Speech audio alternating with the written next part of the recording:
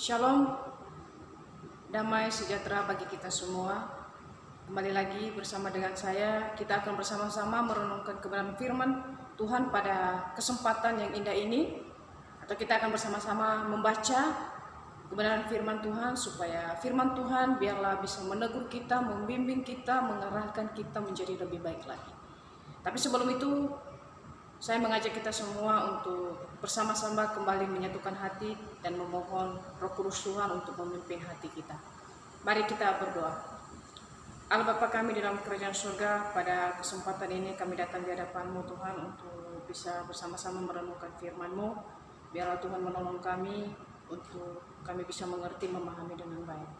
Engkau tolong hamba-Mu dalam menyampaikan, biarlah ia bisa menyampaikan dengan kuasa daripada Engkau, dan Roh Kudus-Mu saja yang berkata-kata.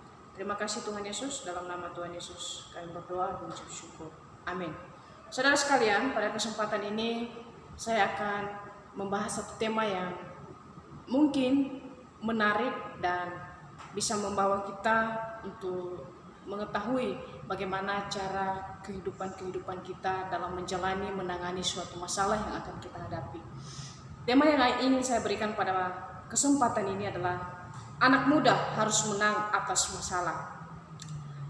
Anak muda harus menang atas masalah. Mari kita sama-sama membaca Alkitab kita dari kitab Ayub pasal 7 ayat 1 sampai 10.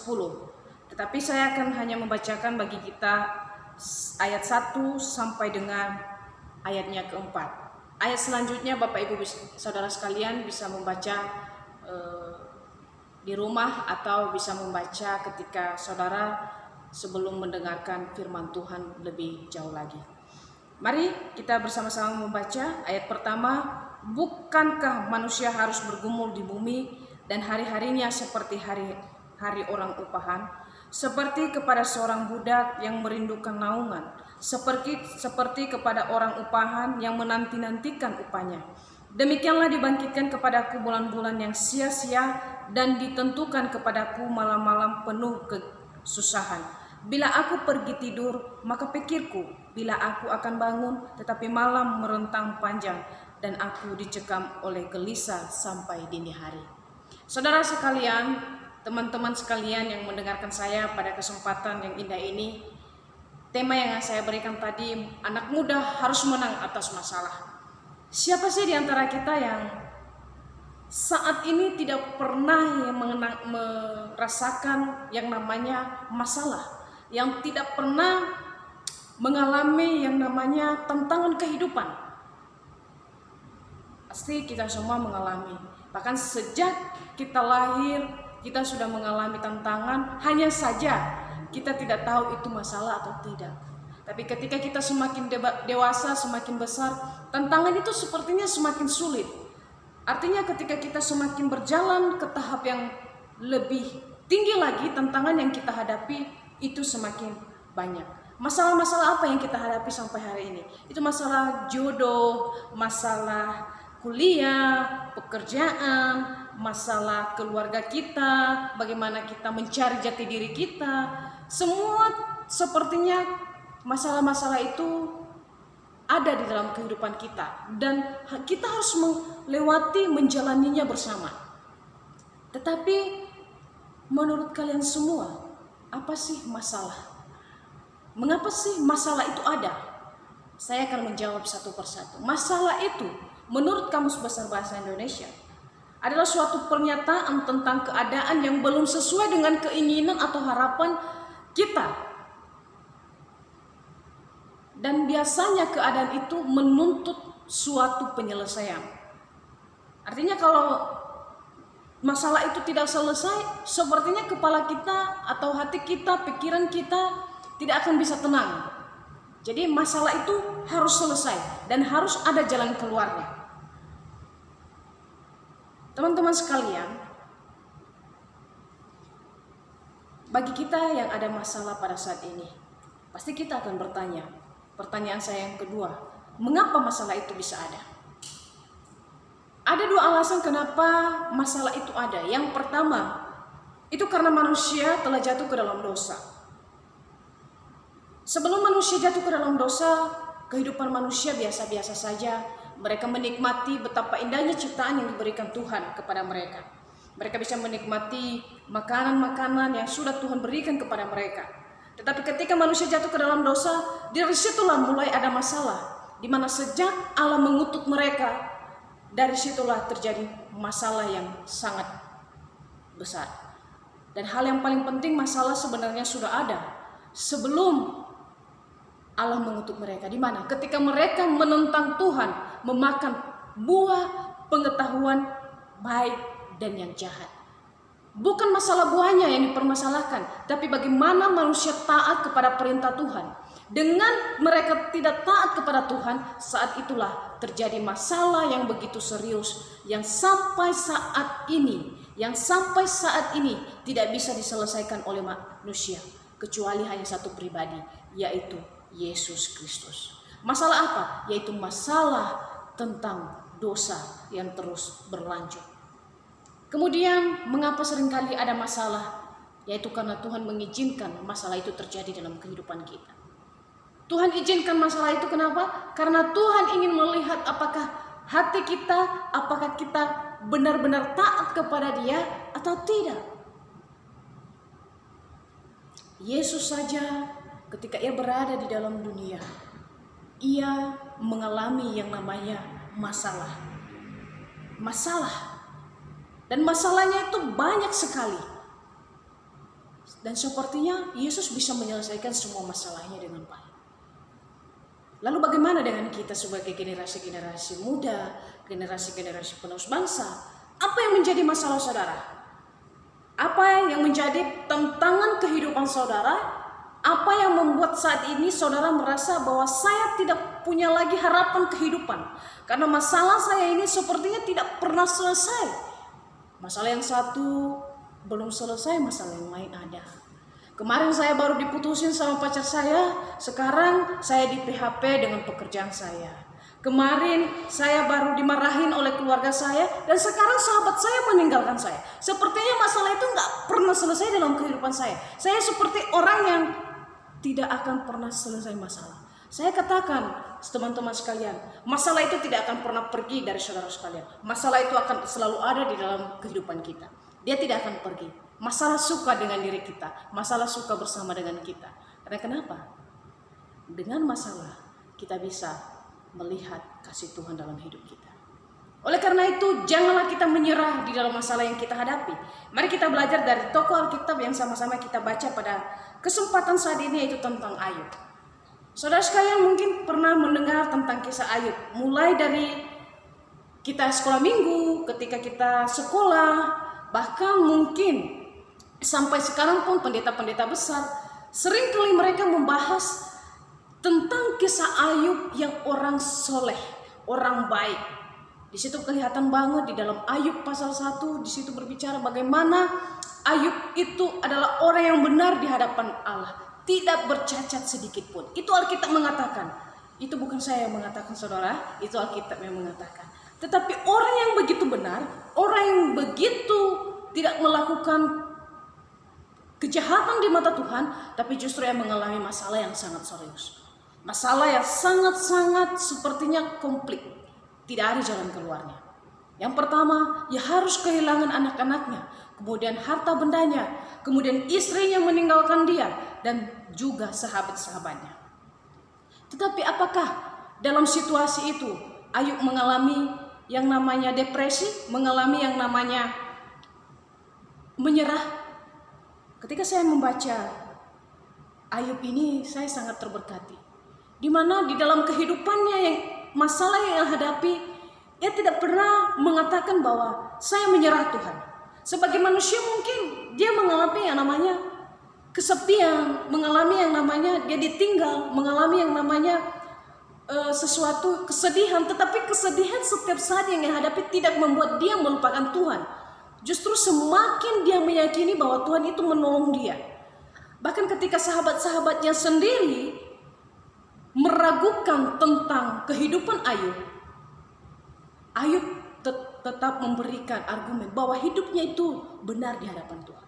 Ayat yang kita baca pada hari ini pasal 7 berbicara bagaimana Ayub sebenarnya membela dirinya di hadapan sahabatnya yang merasa bahwa Ayub, engkau ini sudah berdosa, jangan-jangan masih ada dosa yang kau lakukan, tapi tidak kau sadari.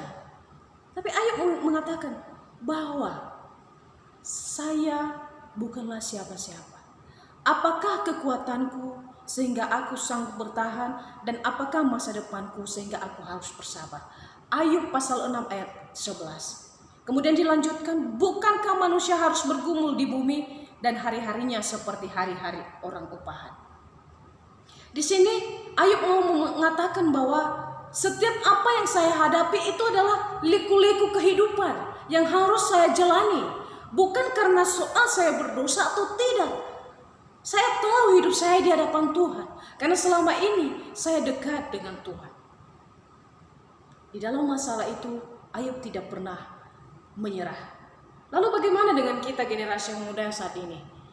Berapa banyak generasi muda yang justru mengalami masalah hidup yang terjadi apa? Mereka pergi ke bioskop lah, pergi ke suatu tempat yang membuat mereka bisa nyaman, yang membuat mereka bisa menemukan solusi, padahal solusi yang mereka temukan itu hanyalah sementara, bukanlah solusi yang sesungguhnya. Berapa banyak anak muda yang hidupnya hancur dengan bagaimana? Minum minuman keras, pergaulan bebas, narkoba, dan lain sebagainya. Mereka bergaul dengan seluruh dunia yang penuh dengan kebohongan ini. Mereka tidak menang atas masalah mereka, justru masalah mereka mengalahkan mereka. Tapi justru pada tema hari ini saya mau mengajak saudara sekalian yang mendengarkan saya khotbah pada kesempatan ini. Mari kita harus menang dengan masalah kita. Jangan biarkan kita kalah dengan masalah kita. Bagaimana kita menang dengan masalah kita? Yang pertama, karena kita menerima masalah kita dengan rendah hati. Ayub menerima semua masalah yang ia hadapi dengan penuh kerendahan hati, yang menyadari apa dan mengapa ia hidup, yang menyadari bahwa kehidupannya ini harus ia jalani, dan tentu ada masalah dalam kehidupannya. Akan ada masalah yang membuat dia semakin dekat dengan Tuhan. Makanya dia berkata, bukankah harus bergumul di bumi? Artinya selama kita ada dan bernafas, hidup kita seperti seorang tentara yang harus berjuang untuk terus menang di dalam peperangan. Hidup kita harus menang seperti pejuang. Jangan sampai kita dikalahkan oleh masalah kita. Tetapi ketika kita menerima masalah kita dengan kerendahan hati kita, itu artinya menunjukkan bahwa setiap masalah yang hadir dalam kehidupan kita, kita terus belajar dari masalah itu. Kita terus mau dibentuk dari masalah itu. Bukan justru kita menyerah, bukan justru kita depresi, tetapi kita mau terus belajar dan kita harus bisa mengatakan saya bisa karena saya punya Tuhan yang menolong saya. Sehingga ketika kita mengatakan itu dengan penuh kerendahan hati, disitulah kita melihat bagaimana Tuhan berdaulat dalam kehidupan kita. Apakah di dalam kehidupannya Ayub tidak mengalami yang namanya menyerah? Secara pribadi saya mengatakan Ayub pernah menentang Tuhan, Ayub pernah melawan Tuhan. Di pasal-pasal berikutnya kita akan melihat Ayub menentang Tuhan, tetapi setelah itu ketika ia menyadari apa yang ia katakan kepada Tuhan, ia kembali kepada Tuhan dan memohon ampun kepada Tuhan. Ia tahu bahwa seluruh kehidupannya, pergumulan yang ia hadapi, masalah yang ia hadapi adalah tujuannya baik untuk kehidupannya. Dan yang terjadi, Tuhan mengembalikan semuanya 2 kali lipat dalam kehidupannya. Karena ia bersyukur dan menerima setiap masalahnya dengan penuh kerendahan hati. Bagaimana dengan kita anak-anak muda? Apakah kita menerima masalah kita dengan penuh kerendahan hati? Atau kita justru sebaliknya, kita menjadi sombong, kita menjadi keras hati dan mengatakan, itu masalah, biarkan saja, dia akan selesai sendiri. Ingat, masalah tidak akan pernah selesai dengan sendirinya tanpa kita yang berjuang. Perjuangan kita bukanlah sendirian, tapi perjuangan kita bersama dengan Tuhan. Dan yang kedua, bagaimana kita mengenang atas masalah kita? Yang kedua adalah mendekatkan diri kepada Tuhan. Yang pertama tadi adalah menerima masalah dengan kerendahan hati, dan yang kedua mendekatkan diri kepada Tuhan. Ketika Ayub mengalami masalah yang begitu berat, apakah ia mencari manusia? Apakah dia mencari orang lain untuk bisa dia mendapatkan penghiburan? Tidak. Ayub tidak melakukan itu. Ayub menyadari bahwa sekalipun sahabat-sahabatnya tidak menerima dia, maksudnya tidak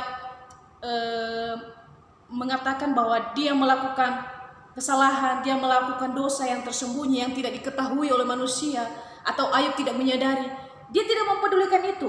Dan bahkan ketika istrinya meninggalkan dia dan bahkan mengatakan, masih percayakah engkau kepada Allahmu? Apakah engkau masih akan tetap setia kepada Allahmu? Dia tidak menghiraukan itu. Ia terus mendekatkan diri kepada Tuhan. Ia terus percaya bahwa Tuhan sanggup menolong dia. Kadang-kadang sebagai seorang sahabat, sebagai seorang saudara, ketika ada teman-teman kita, mungkin ya, teman-teman kita datang menceritakan masalahnya, kadang-kadang kita mengatakan, jangan-jangan kamu melakukan dosa yang tersembunyi, yang tidak diketahui oleh manusia. Kamu harus memohon ampun dulu sama Tuhan. Mana tahu masalahmu bisa selesai. Padahal ketika teman kita datang kepada kita, dia harusnya mengharapkan sesuatu yang bisa mendukung dia, yang bisa mendorong dia, yang bisa memberi dia pengertian. Tapi justru kita malah menghakimi dia dengan mengatakan jangan-jangan. Seolah-olah kita sudah terlalu mengenal dia, tapi sebenarnya tidak. Demikian juga lah sahabat-sahabat Ayub. Mereka mengatakan hal yang sama dengan Ayub. Tapi Ayub tidak menghiraukan itu.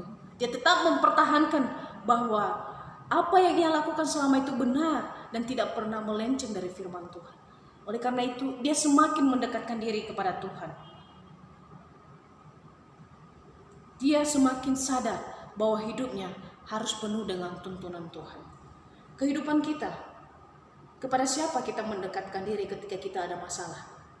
Hai generasi muda, kepada siapa engkau mendekatkan diri ketika engkau ada masalah?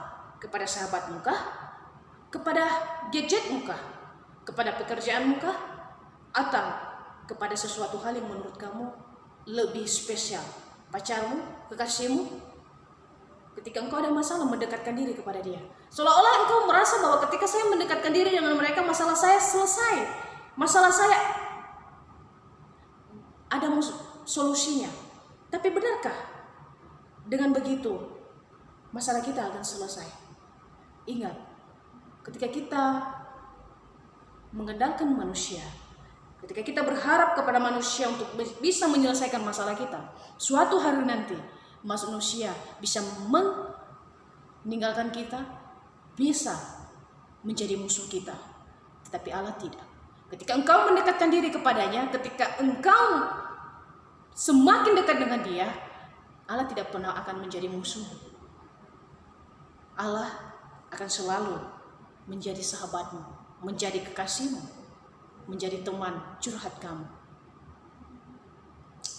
Janganlah kita lari dari Tuhan ketika kita ada masalah, tapi baiklah kita mendekatkan diri. Ibarat tumbuhan bisa semakin berkembang, semakin bertumbuh, itu ketika ada matahari. Ada satu tumbuhan yang sederhana yang dikelola oleh teman saya, yaitu kangkung, dan dia bercerita setiap hari ia melihat pertumbuhan kangkungnya itu. Dan suatu ketika dia memperhatikan bagaimana kangkungnya itu bisa bertumbuh. Dan ketika ia memperhatikan, ternyata kangkung yang ia tanam itu semakin hari semakin berkembang. Tapi ada satu yang aneh, yang membuat pemikirannya semakin luas dan bertanya-tanya begini. Ketika matahari terbit, kangkung itu bisa bertumbuh dengan cepat dan ia bisa memberikan warna yang hijau di daunnya. Tetapi ketika matahari mulai jam 11, jam 12, kangkung itu mengikuti. Dan sampai ketika sore hari, kangkung itu semakin hari semakin matahari terbenam, kangkung itu juga semakin ikut layu begitu ya, ikut layu. Artinya kangkung ini fokus kepada matahari ketika ia mau bertumbuh. Dan sekarang yang menjadi pertanyaan bagi kita juga, apa yang menjadi fokus saudara, apa yang menjadi fokus kita ketika kita ada masalah? Sama seperti kangkung tadi, ketika ia mengalami mau bertumbuh, ketika ia ingin lebih bertumbuh lagi, dia fokus dengan matahari itu. Andaikan matahari itu tidak ada, mungkin pertumbuhannya tidak akan pernah bisa sebagus yang disaksikan oleh teman saya. Begitu juga dengan kita. Fokus kita kepada siapa? Apakah kepada Tuhan? Atau kepada diri kita? Kepada teman kita? Atau kepada sesuatu yang menurut kita berharga? Tapi sebenarnya tidak. Fokus kita, ketika fokus kita kepada Tuhan, ketika kita ada masalah, maka kita tidak akan pernah mengalami yang namanya layu dalam iman kita. Tapi justru semakin hari kita semakin bertumbuh. Karena yang memberi pertumbuhan di dalam iman kita, keyakinan dan juga penyelesaian dalam masalah kita adalah Tuhan. Dan ketika kita selesai dan bisa menyelesaikan masalah itu bersama dengan Tuhan, maka kita akan semakin berdewasa. Kita akan semakin merasa bahwa Tuhan itu dekat dengan saya. Tetapi yang terpenting ketika kita mendekatkan diri kepada Tuhan adalah kita percaya kepadanya. Kita merasa, kita mengatakan saya sudah mendekatkan diri kepada Tuhan, tapi kita tidak percaya kepadanya sepenuhnya. Kita cerita kepada Tuhan, tapi tidak semua masalah kita ceritain kepada Tuhan. Hanya sebagian saja. Tapi coba kepada manusia kita ceritain semuanya. Pernah saya merenungkan saudara sekalian dan teman-teman, bahwa ketika saya ada masalah, yang saya lakukan pertama adalah saya curhat dengan teman saya. Saya tidak curhat kepada Tuhan. Saya akui saya sekolah teologi. Saya sudah merasa bahwa saya ini sudah mendekatkan diri kepada Tuhan. Beberapa belakangan hari ini, bahkan 2 minggu yang lalu, saya ditegur dengan kebenaran firman Tuhan. Dan saya bergumul. Saya mengatakan, Tuhan, setiap kali saya ada masalah, yang saya lakukan bukanlah mencari Engkau. Tapi yang saya lakukan adalah mencari teman saya sendiri, mencari sahabat terdekat saya dan menceritakan semua masalah saya. Saya tidak mencari Tuhan. Benarkah demikian? Alangkah lebih baiknya ketika kita ada masalah, kita datang berlutut kepada Tuhan dan menceritakan semuanya kepada Tuhan. Masalah kita bisa terselesaikan dengan baik bersama dengan Tuhan. Dengan satu syarat, percayalah kepadanya sepenuhnya. Bukan setengah-setengah. Tuhan tidak meminta engkau percaya kepadanya setengah-setengah. Tidak ada yang namanya kepercayaan kepada Tuhan itu setengah-setengah. Full.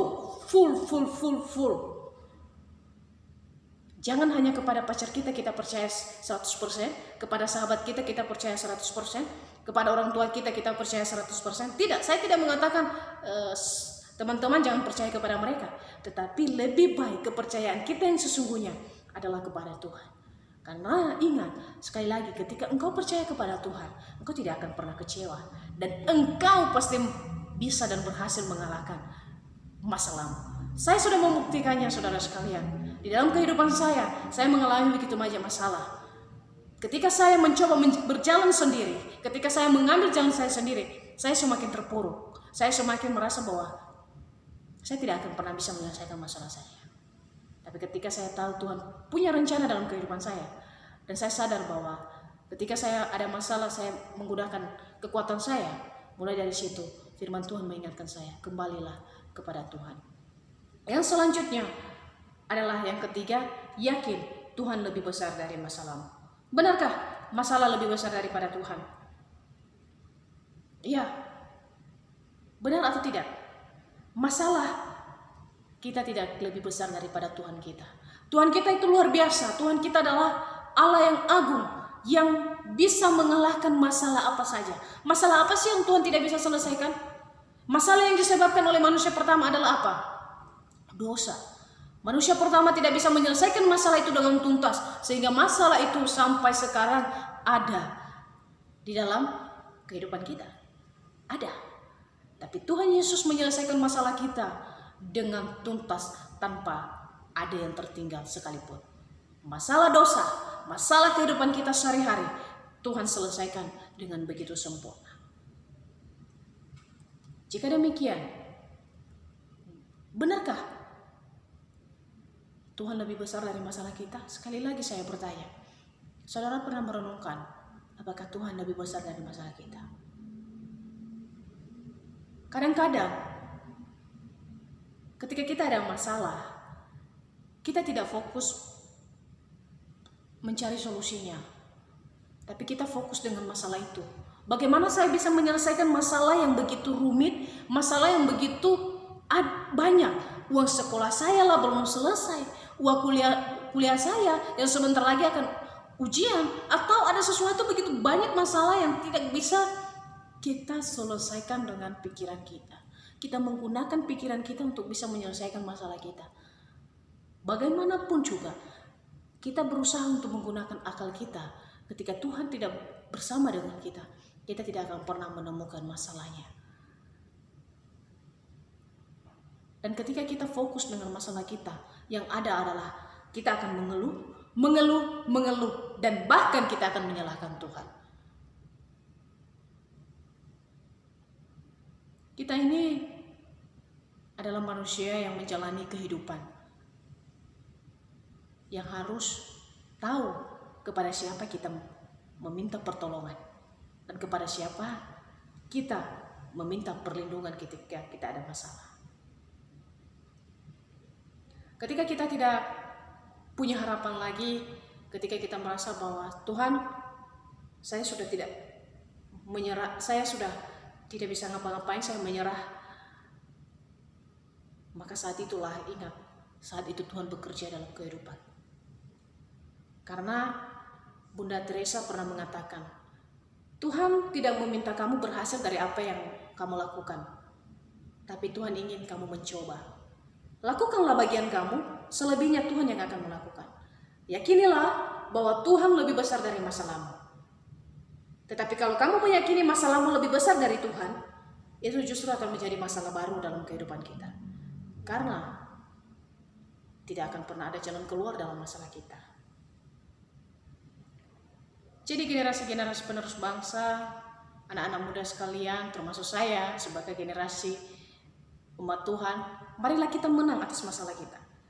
Masalah kita seterusnya adalah banyak. Apalagi dalam keadaan virus corona pada saat ini. Masalah apa? Masalah ke gereja. Masalah apakah nanti anak-anak muda masih datang ke gereja atau tidak, itu akan menjadi masalah. Dan itu akan menjadi tanggung jawab kita sebagai anak-anak yang sudah percaya. Jangan-jangan mereka tidak datang ke gereja lagi. Kenapa? Firman Tuhan sudah ada di YouTube, firman Tuhan sudah ada di Facebook. Itu suatu masalah yang sangat serius, saudara sekalian. Atau udahlah, sekarang saya bisa bekerja lewat online, segala sesuatunya. Tapi bagaimana dengan mereka yang tidak bisa bekerja dengan online? Apakah kalian masih peduli? Saudara sekalian, marilah kita bersama-sama merenungkan firman Tuhan dan bahkan kita melakukan. Mari kita menang atas masalah kita. Jangan sampai kita kalah dengan masalah kita. Kalau kita kalah dengan masalah kita, patut dipertanyakan, saudara sekalian, teman-teman sekalian, benar nggak? Sungguh-sungguh nggak kita percaya kepada Tuhan? Ingat, Allah berkuasa, Allah lebih dari masalah kita. Tidak ada yang lebih besar dari apapun. Jikalau engkau merasa bahwa saya hebat, saya kuat, ingat, berhati-hatilah. Engkau tidak akan pernah bisa berjalan tanpa Tuhan. Nafas kita saja berasal dari Tuhan, apalagi kehidupan-kehidupan kita. Ingat, masalah kita bukan karena kita berdosa atau karena ada dosa tersembunyi yang tidak diketahui Tuhan. Kemungkinan ada. Kalau memang ada, kita memohon ampun. Demikian firman Tuhan yang bisa saya sampaikan untuk kita semua. Semoga firman Tuhan bisa menjadi berkat bagi kita. Dan jangan berhenti terus mendengarkan firman Tuhan dan merenungkannya. Dan hal yang paling penting melakukannya dalam hidup kita. Mari kita bersatu di dalam doa.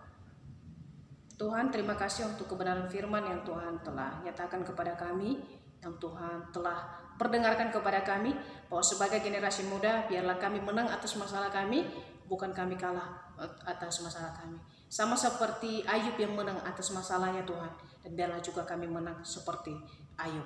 Terima kasih Tuhan Yesus. Inilah doa kami dan kehidupan kami serahkan hanya di dalam nama-Mu.